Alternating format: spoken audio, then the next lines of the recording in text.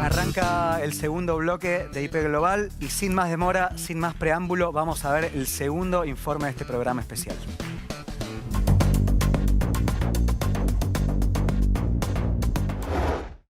Su nombre significa Movimiento de Resistencia Islámica y su origen se sitúa en los primeros días de la Intifada.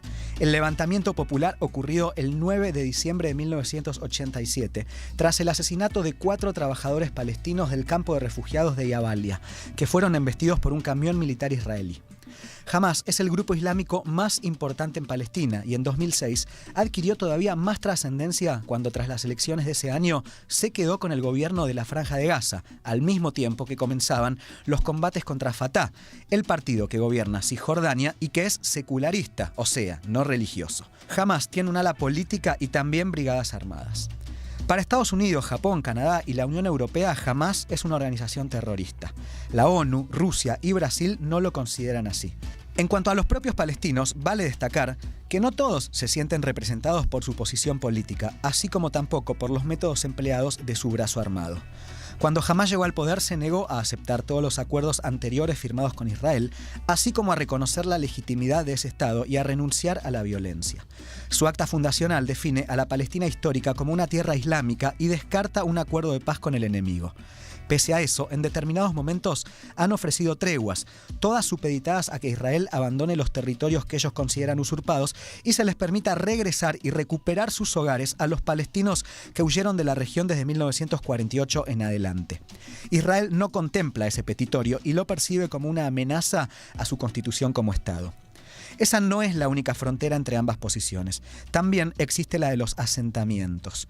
Pese a los límites que se impusieron tras la Guerra de los 6 días en 1967, Israel fue construyendo de manera ilegal comunidades en tierras palestinas. Hoy se estima que más de 600.000 israelíes viven en unos 140 asentamientos en Cisjordania. Los asentamientos constituyen un factor central por el cual muchos acuerdos de paz fracasaron, al igual que los checkpoints y los muros que bloquean y les impiden la conectividad a los palestinos entre sus diferentes localidades y el libre tránsito en sus propias tierras, pero que Israel justifica como una medida de seguridad para los asentamientos. Se estima que hay más de 250 puestos de control, muchos de los cuales diariamente son atravesados al amanecer y en el regreso a casa por 70.000 palestinos con permiso de empleo en Israel, en muchos casos en condiciones indignas y humillantes.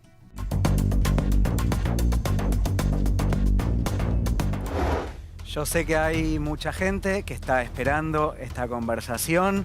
Ella es Cecilia Denot, politóloga, maestrando en Relaciones Internacionales. Está conectada vía Zoom con nosotros. Debo decir que en su perfil de Twitter, que hace hilos que son muy leídos, tiene subtítulo reinacionista, con lo cual queda muy clara su posición ideológica, lo cual obviamente está perfecto porque todos tenemos nuestra posición, así como yo también tengo la mía y es diferente a la de ella, pero eso no impide que podamos charlar, escucharnos, conversar y tratar de entender lo que sucede, obviamente, probablemente desde diferentes ángulos, pero escuchando y respetando. Te saludo, Cecilia, ¿cómo estás? Gracias por estar acá. Hola Fernando, ¿cómo estás? Primero que nada te agradezco por la invitación y sí, por supuesto tengo un sesgo, todos tenemos sesgos, eso no invalida lo que decimos y bueno, simplemente hay que ser honesto desde las posiciones de las que uno habla. Está muy bien. Bueno, a ver, en el informe vimos dos cosas básicamente. Una es el surgimiento de Hamás, que muchos palestinos, digamos, no se sienten representados, pero que sin duda es una organización que muchos países vindican como terrorista y otros que no. Estados Unidos, la Unión Europea dicen que sí. Y también vimos al final del informe el tema de los asentamientos ilegales que Israel construyó en Cisjordania, que está dividida en diferentes áreas, etc. Me gustaría empezar a preguntarte sobre eso, sobre los asentamientos, qué son, qué significan, cuál es tu opinión del asunto. Bueno, sí, o sea, los asentamientos son barrios judíos que se producen después de la captura de los territorios por parte de Israel en la Guerra de los 6 días. Es una guerra que obviamente no empezó. Israel fue atacado por los ejércitos árabes, venció contra todo pronóstico y capturó esos territorios, pero no son los únicos territorios que capturó. Recordemos que también capturó la península del Sinaí después de la guerra del 67, recordemos que capturó la Franja de Gaza, 2 territorios que hoy ya no controla.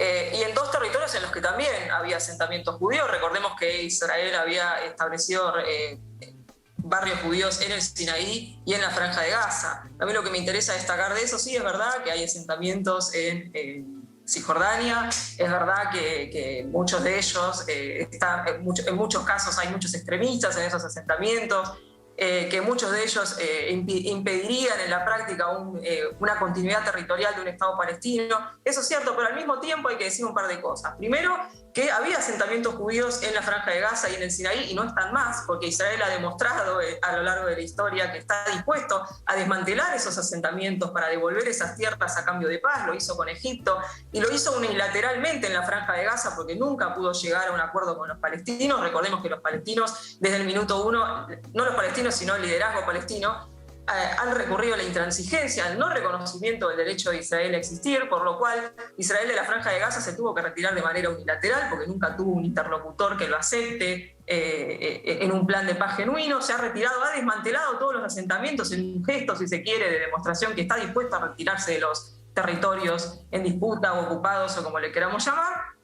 Y a cambio lo que obtuvo es justamente lo que vos estabas mencionando, que es la organización terrorista Hamas, que recordemos, gana las elecciones en 2006, es un año después de que Israel se retira de la Franja de Gaza. Israel no está más en la Franja de Gaza, ha desmantelado todos los asentamientos de allí, gana las elecciones del Hamas en el año 2006, y en ese mismo año afirma que desconoce por completo los acuerdos de Oslo, desconoce el derecho de Israel a existir y comienza a atacarlo indiscriminadamente, y recordemos siempre atacando a objetivos civiles del Estado de Israel.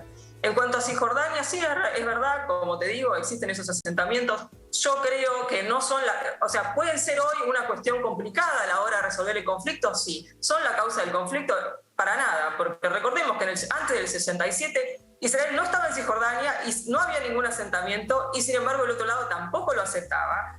En el 48, en el 67, no había ningún asentamiento judío en Cisjordania y tampoco se resolvió el conflicto, porque esto es a mí lo que me interesa decir, que la raíz por la que el conflicto hoy continúa, y continúa todas las cosas que mencionaba el informe antes de que yo hablara, la valla, los checkpoints y todas estas cosas que se cuestionan de Israel. Todas estas cosas hoy no existirían en la práctica si Israel fuese reconocido por el liderazgo palestino en su derecho a existir como Estado judío. Quiero hablar un poco más de eso que decía en el informe, porque el informe menciona la valla de seguridad de los checkpoints, pero en ningún momento menciona el contexto en el que estas políticas ocurren, porque se las menciona prácticamente como si Israel las hubiera puesto en práctica porque es un Estado maligno que busca establecer una separación racial de los palestinos porque no los quiere o porque quiere generarles... De todas formas, Cecilia, quienes hablaron de segregación racial, separación y demás, más allá del informe, son las principales organizaciones de derechos humanos del mundo, llámese Human Rights Watch, que habla también de Venezuela,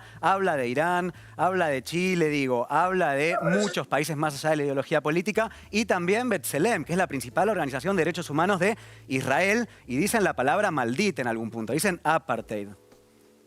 Voy a terminar un segundo mi idea y perdóname. Voy a lo que me acabas de decir. Dale. No, ningún problema. Lo que quería decir es que no se mencionan nunca. Y me parece bien lo que vos me mencionás, porque el informe de Human Rights Watch y mismo el de B'Tselem van a criticar estas políticas y van a hablar de la palabra apartheid, por supuesto, pero en ningún momento ninguno de los informes habla del contexto en el que surgen estas políticas. Recordemos primeramente que la valla de seguridad no separa árabes de judíos. De este lado, si se quiere, quedan un montón. La sociedad israelí es multicultural y multiétnica. Hay un montón de árabes del lado israelí, por lo cual no es una separación en base racial. Es una separación que se produce porque mientras se estaba negociando la paz en Camp David, Arafat se retira y lanza la segunda intifada. La segunda intifada, en general, desde Occidente se la romantiza, ¿no?, como un levantamiento popular contra el opresor, pero la realidad que resultó en la práctica en asesinatos indiscriminados de civiles, bombas suicidas en pizzerías, en paradas de colectivos, en universidades, y todo eso llevó a Israel a tener que construir esta valla de seguridad que no es de separación racial, sino que es una medida de seguridad. Lo mismo los checkpoints. Ahora, yo estoy negando que en la práctica estas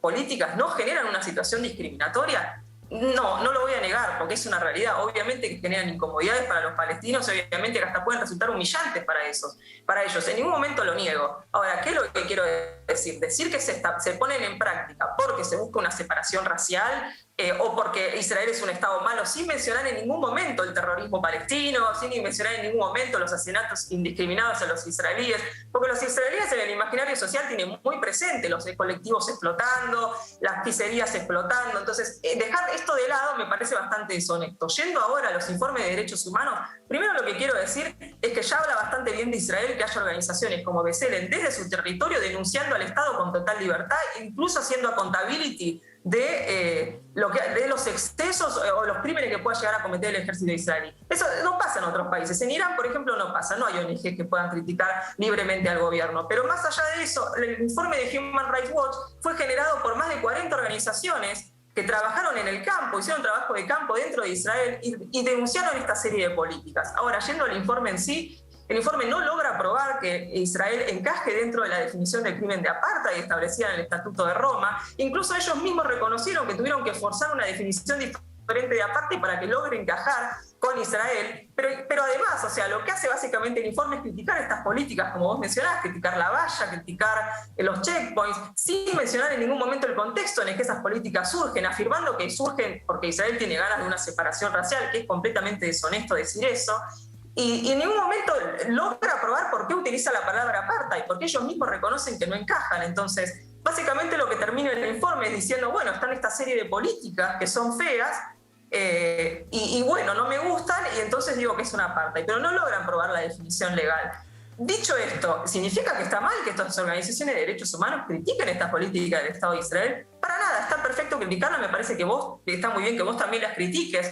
Ahora, yo lo que sí me gusta decir es que este informe y muchas veces, o muchas voces críticas de Israel, cuando critican estas políticas, no las critican, primero que no mencionan el contexto, porque en el debate del conflicto árabe-israelí en general se lo divide entre buenos y malos. Israel es malísimo, los palestinos son únicamente víctimas, entonces nunca se les pone ninguna responsabilidad en la perpetuación del conflicto, nunca se les exige que reconozcan el Estado de Israel, porque la realidad es que el liderazgo palestino tiene la llave de resolver el conflicto, la ocupación, la valla, el bloqueo de Gaza, la tiene en sus manos. Reconozca el Estado de Israel, el derecho de Israel a existir como Estado judío, sin peros, sin letra chica, sin pedir que Israel tenga que recibir millones de árabes que viven en el extranjero en vez de recibirlos el futuro Estado palestino.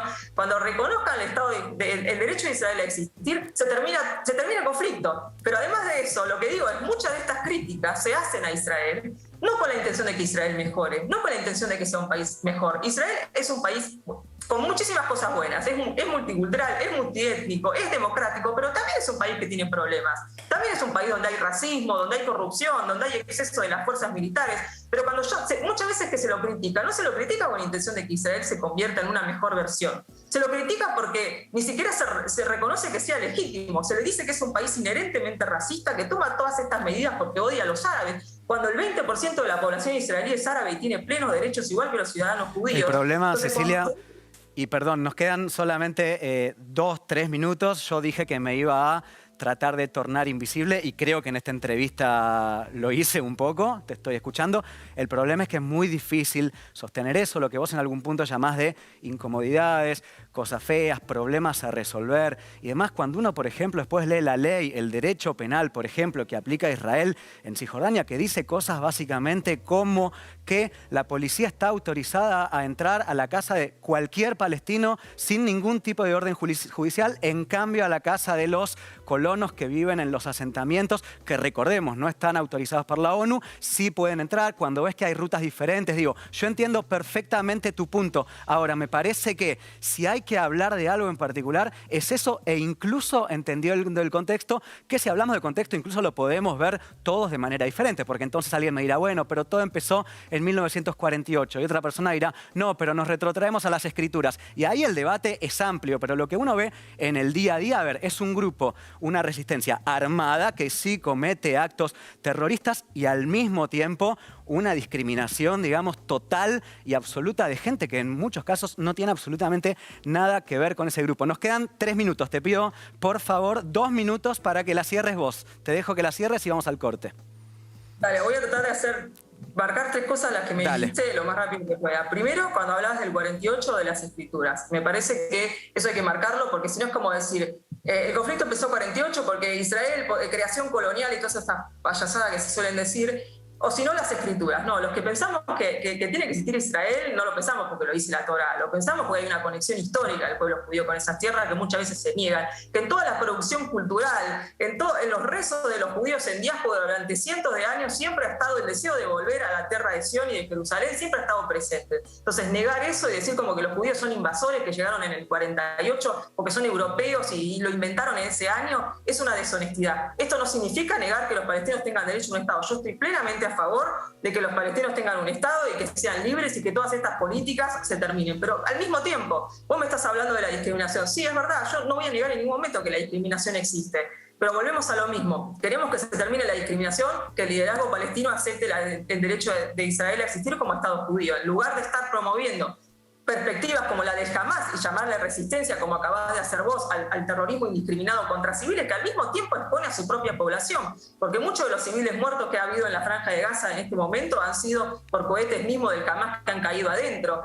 Y entonces, este tipo de cosas, llamar a eso resistencia, cuando la inmensa mayoría de los palestinos son pacíficos, además. Recordemos que hace poco un palestino fue preso por hacer un Zoom, por charlar con israelíes, porque el Hamás ni siquiera permite ese diálogo. Entonces, primero me parece que hay que darle voz a las voces palestinas pacíficas, que son la mayoría, y no llamar a Hamás como la resistencia, porque el terrorismo hacia civiles israelíes no es resistencia. Por más que siempre se insista en esto, la intifada fue resistencia. No es resistencia ir a una pizzería llena de niños y explotarse. Eso no es resistencia. Tirar cohetes contra civiles no es resistencia. Y sí, es verdad que existen situaciones de discriminación en el West Bank.